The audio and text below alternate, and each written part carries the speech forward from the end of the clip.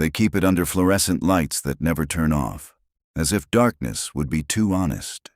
Bureau number 161022 sits in a warehouse at Marine Corps Base Quantico. Gray paint dulled, Marines lettering faded, rotor blades detached and crated to prevent warping. An AH-1W Super Cobra that once hunted tanks now collects dust. 5 confirmed anti-tank kills credited to Captain Ed Langston during the 1991 ground war. The airframe never took a single hit. I stood beside it in 2018 and realized something unsettling. This helicopter represents the moment armored warfare doctrine cracked. And no one likes to exhibit the end of an era. The docent, a former Marine mechanic, told me they keep it in storage because there is no elegant way to display a machine that proved a theory wrong. Before February 1991, tank versus helicopter combat lived mostly in manuals and war games. After Kuwait, it became arithmetic. 78 Marine Cobras flew during the 100-hour ground offensive from February 24th to February 27th. They destroyed 97 Iraqi tanks. They lost 0 aircraft to enemy fire. That ratio is not dramatic. It is clinical. And clinical outcomes in war are usually the product of systems, not luck. Iraqi armored doctrine, derived from Soviet manuals, emphasized overlapping air defense, mobile AAA, shoulder-fired missiles, heavy machine guns on turrets, disciplined dispersion. The 12.7mm NSV mounted on T-72s existed precisely to counter low-flying helicopters. Iraqi crews were not passive targets. They trained for this scenario. 97 times they saw, or believed they saw, the threat. 97 times they attempted to respond. 97 times the result was the same. That is the hook. Not that tanks were destroyed, but that the defenders fired back constantly and hit nothing. Combat does not normally produce clean columns of numbers. Yet the Marine Corps archives at Quantico list them by date with bureaucratic precision. February 24th, 11 tanks. February 25th, 31. February 26th, 39. February 27th, 16, before the ceasefire at 0800. The escalation suggests Iraqi resistance stiffened each day. More armor committed. More defensive positions prepared. The outcome did not change. When I asked why Langston's aircraft survived untouched, the simple answer was that Cobras flew low and fast. True, but incomplete. The deeper explanation begins with engagement geometry. The BGM-71 Tau missile allowed standoff shots beyond effective visual acquisition in dust-choked desert air. Iraqi radar coverage struggled against low-altitude profiles hugging terrain. Smoke from burning oil trenches and churned sand degraded optical tracking. Marine doctrine emphasized fire and displace. Pop up, launch, mask, move. No hovering heroics. No cinematic gun runs. Langston never fired the 20mm cannon in the chin turret. Missiles only. Controlled distance, controlled exposure, controlled violence. The gun camera stills in the binder beside the aircraft are stark. Black and white frames. Crosshairs centered on T-72 hulls. The frozen instant before impact. Then the white bloom of detonation and the secondary ammunition cook-off. Repetition becomes the story. Different light, different angle, same flash. On February 27th at 07:53 hours, Captain Rick Tallman, flying Bureau number 161347, launched the final Tau of the ground campaign at a retreating T-55 heading north toward Basra. 11 seconds of flight. Impact 7 minutes before ceasefire. 97. Intelligence officers at Marine Air Group 29 reportedly found the figure too symmetrical, almost suspicious. War resists symmetry. But symmetry can emerge when one side understands the engagement envelope and the other fights yesterday's problem. The helicopter in storage is not merely a relic. It is a data point made metal.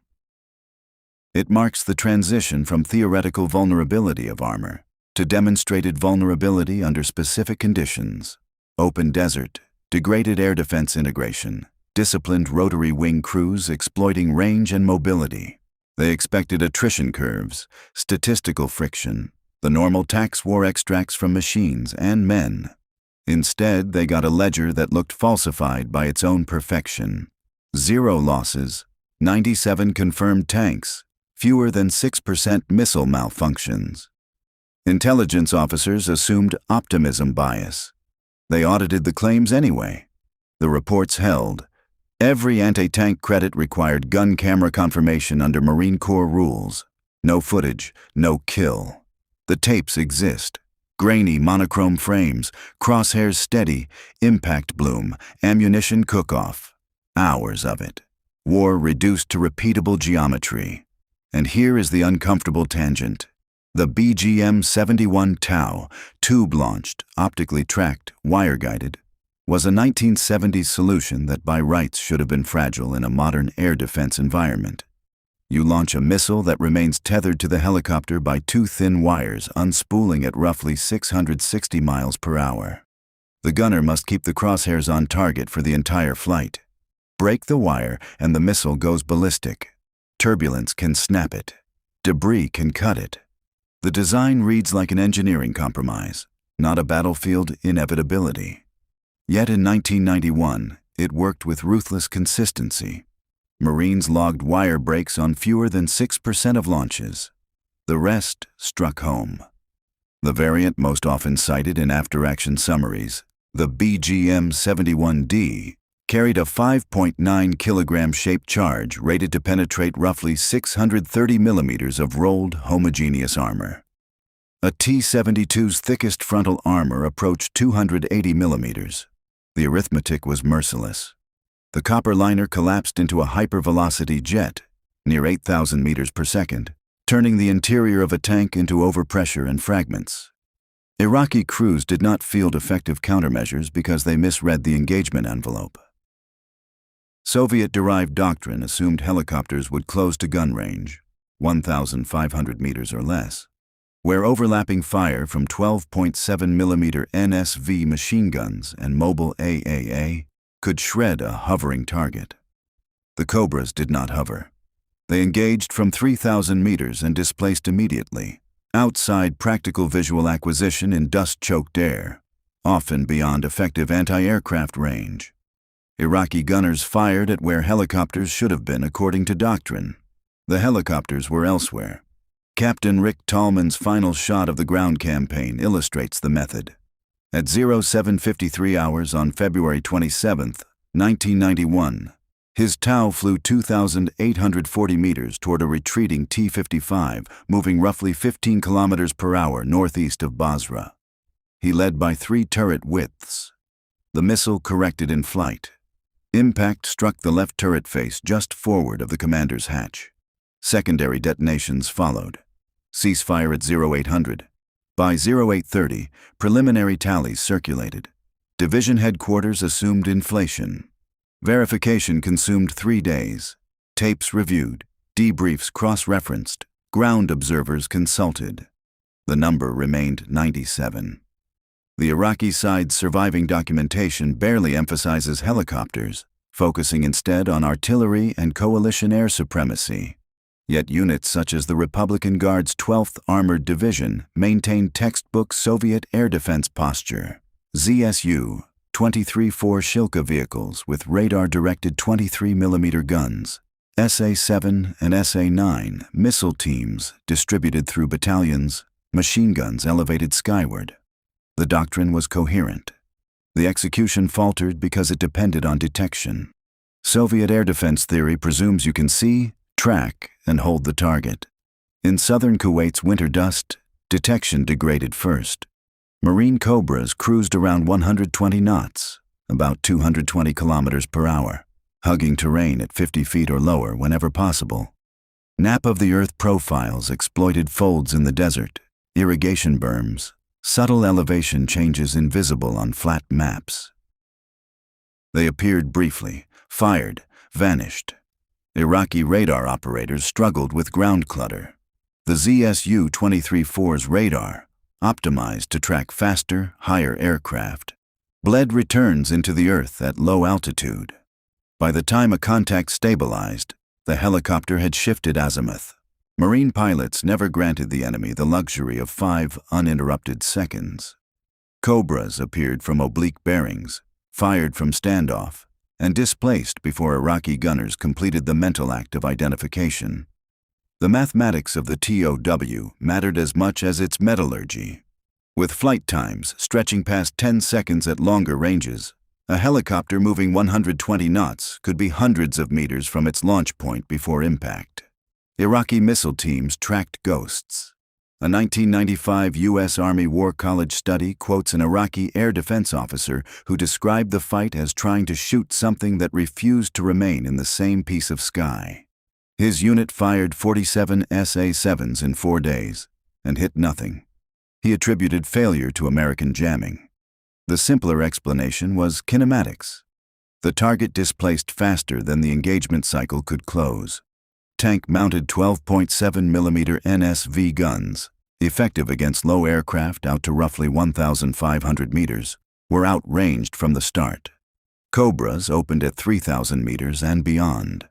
Iraqi commanders aimed at rotor noise and tracer memory. The arcs burned bright and useless. Adaptation came, but too late and too partial. By February 26th, some Iraqi crews chose concealment. Tanks dug into revetments, engines idling, waiting for helicopters to pass overhead. The Marines did not pass overhead. They circled back. A shaped charge does not negotiate with earthworks.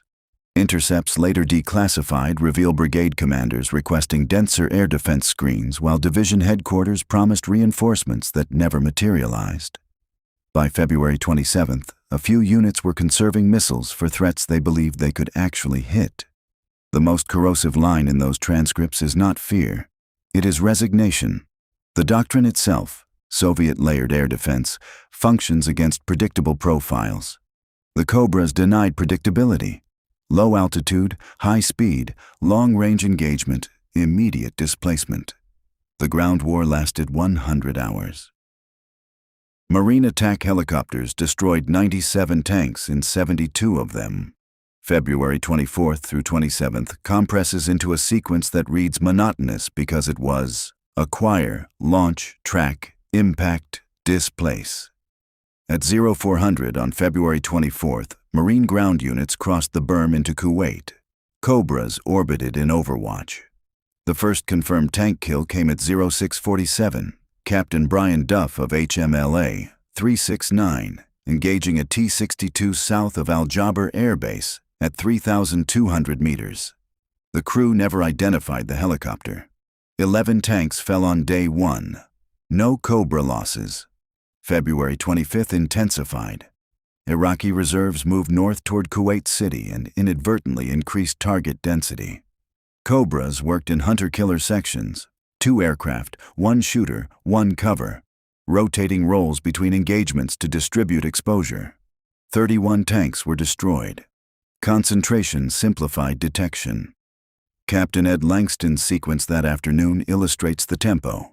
3 T-72s from the 3rd Armored Division maneuvering near Al-Manakish engaged in succession. 9 minutes from first launch to last detonation. His wingman, First Lieutenant Dale Grant, eliminated 2 additional T-72s from the same formation within 15 minutes. Mission logs for February 25th are a lattice of grid references and timestamps, an industrial rhythm of destruction. Scouts cued positions. Cobras slid into firing geometry. Launch, confirmation, shift. February 26th became catastrophic for Iraqi armor. 39 tanks destroyed.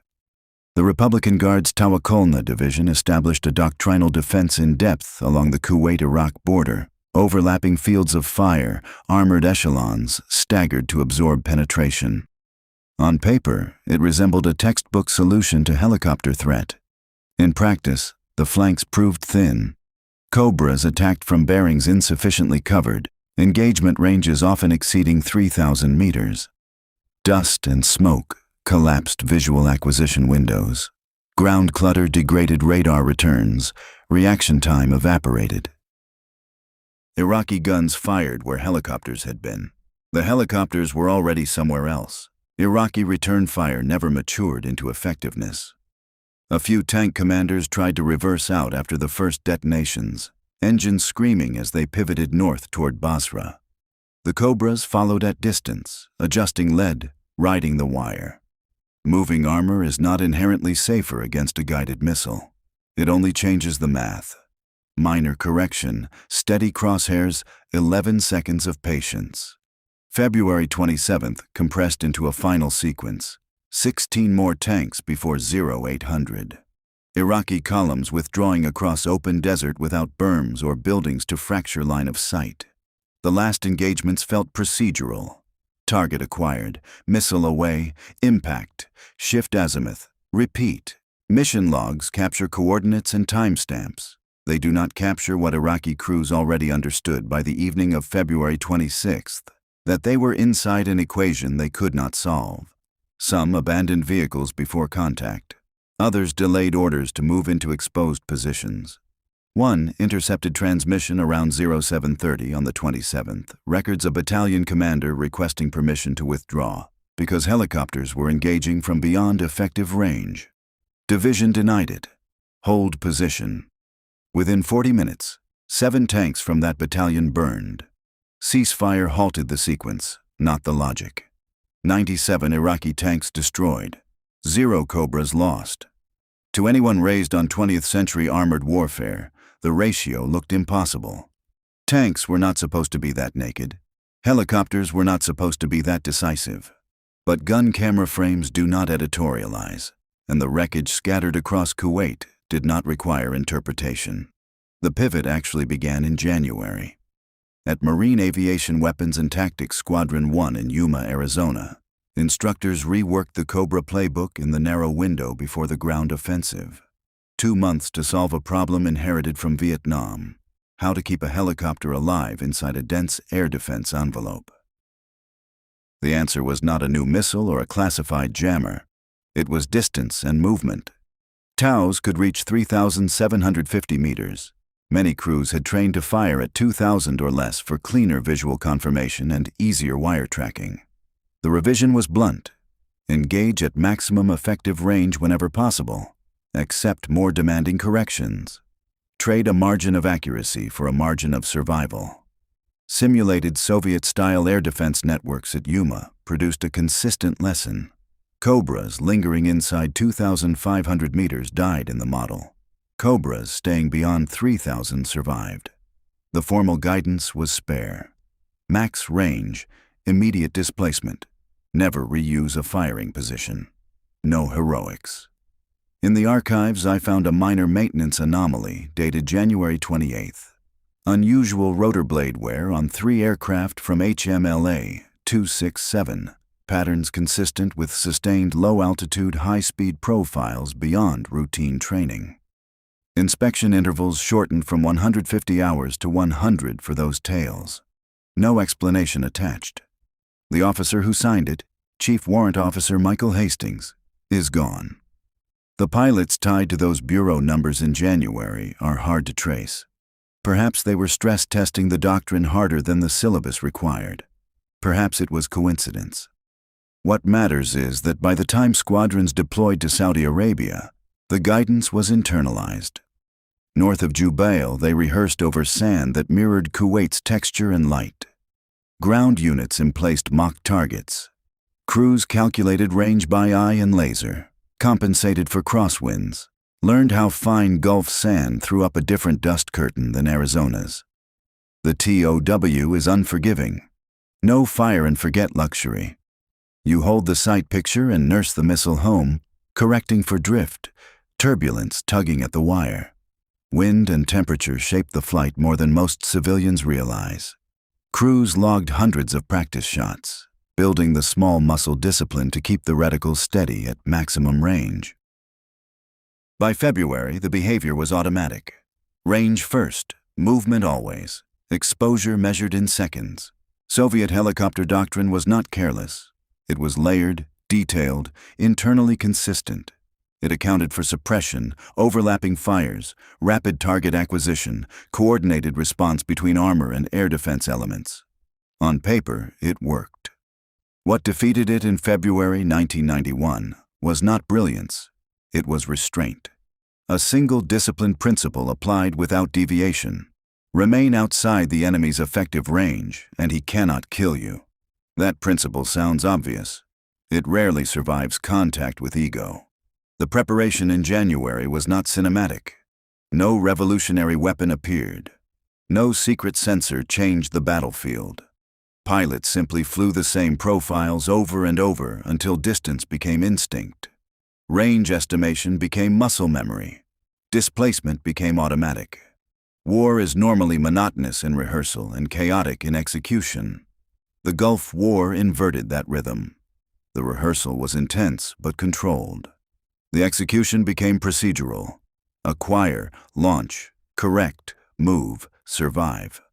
The maintenance report noting abnormal rotor wear remains in a cabinet at Quantico, a small bureaucratic artifact hinting at how aggressively some crews were already pushing low-altitude, high-speed profiles before the ground war began. Someone documented it. Then the paper trail ended. Maybe it signified early experimentation with the new range-first doctrine.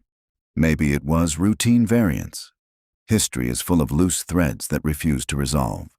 What is clearer is the mindset across the line in December 1990. Iraqi Republican Guard tank crews believed, with justification, that they fielded the most capable armored force in the region. Their T-72 export variants from the 1980s were modern by regional standards. Many crews had survived the Iran-Iraq War. They understood artillery coordination, defensive positioning, mine integration, and the choreography of combined arms. Their officers emphasized air defense awareness. Every company drilled responses to helicopter threats. The 12.7mm machine gun atop the turret was not decorative. It was doctrinal. The threat model, however, was specific. Helicopters were expected to behave like Soviet Mi-24s. Close air support platforms operating aggressively near gun range, trading proximity for firepower. Iraqi crews trained to snap turrets toward rotor noise, saturate likely approach corridors, and force aircraft to break contact. Manuals described the sequence, drills reinforced it, experience validated it. They had seen helicopters devastate armor in the 1980s, but at distances where return fire remained plausible. The conceptual gap was not ignorance of American capabilities. Intelligence summaries mentioned Tau missiles and maximum ranges. The gap was psychological. Training embeds expectation more deeply than paper warnings. When two narratives conflict, what you practiced for years versus what a report suggests, you default to practice. By late December, defensive belts in Kuwait reflected textbook Soviet thinking. Tanks dug in, depth positions prepared, anti-aircraft guns layered, missile teams distributed, minefields integrated. Against a conventional armored thrust, the network would have been formidable. Against helicopters engaging from beyond 3 kilometers, it was strategically irrelevant. Captain Langston's first engagement at over 3,100 meters illustrates the rupture. The Iraqi turret never slewed toward his position. No suppressive fire, no visible tracking, only detonation. The crew likely heard rotor wash echoing somewhere in the haze, but the geometry never resolved into a target. That pattern repeated across 72 hours. The deeper lesson is not that Iraqi crews were incompetent. It is that doctrine anchored to a specific threat profile collapses when the profile shifts. Soviet theory assumed helicopters would accept exposure to deliver effect. The Marines removed exposure from the exchange. By doing so, they broke the reciprocal logic of tank versus aircraft combat. Air defense depends on detection and dwell time. Remove dwell time and the system starves. December closed with confidence on one side of the line and quiet recalculation on the other. January's coalition air campaign degraded Iraqi communications, thinned logistics, fractured command cohesion. By February, when the ground war began, the Republican Guard's perceived armored edge dissolved in 72 hours.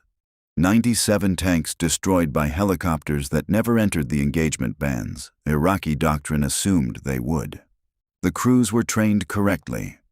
The premise was wrong. The AH-1 first flew in 1965.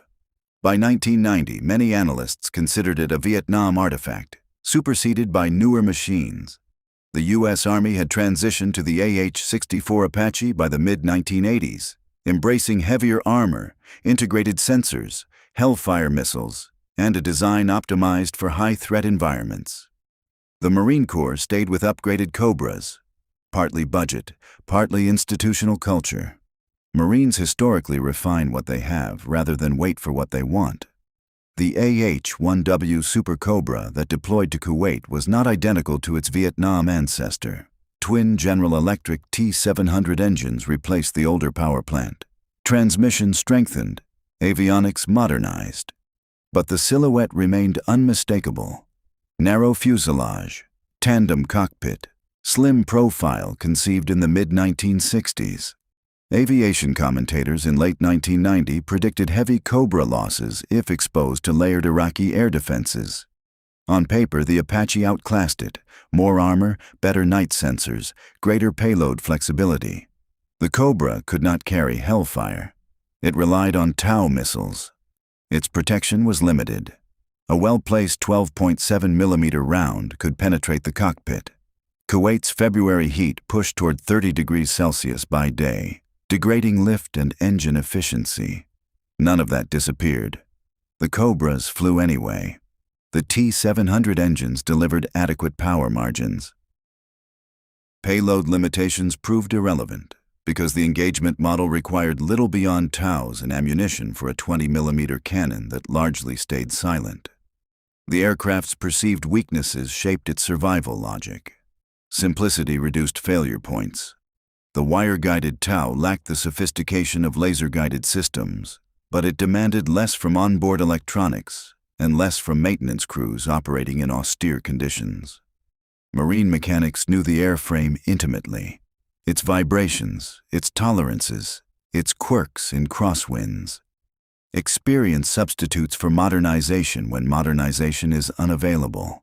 The Cobra's narrow fuselage, criticized for limiting future upgrades, inadvertently reduced visual and radar signature compared to bulkier designs. A smaller cross-section offers fewer square centimeters for tracers and fragments to intersect. That was not revolutionary engineering. It was an incidental advantage amplified by disciplined tactics. Marine aviation doctrine did not attempt to mirror Army Apache methodology. It adapted to what the aircraft could reliably execute. Without Hellfire's fire-and-forget capability, crews compensated with range discipline and movement. Without heavy armor, they avoided the range band where armor would matter.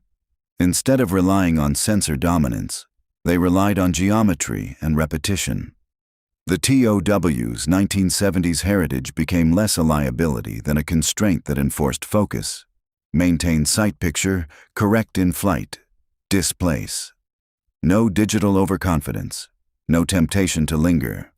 The simplicity forced procedural rigor. Analysts who judged the Cobra obsolescent evaluated it against technological benchmarks. Combat in Kuwait evaluated it against context. Against an adversary calibrated for shorter-range helicopter behavior, the Cobra's limitations aligned with an approach that maximized distance and minimized exposure. The Army's Apache would have performed effectively in the same environment. The question is not superiority but suitability. The Marines did not need the most advanced attack helicopter ever built. They needed an aircraft they understood completely and a doctrine that respected its boundaries.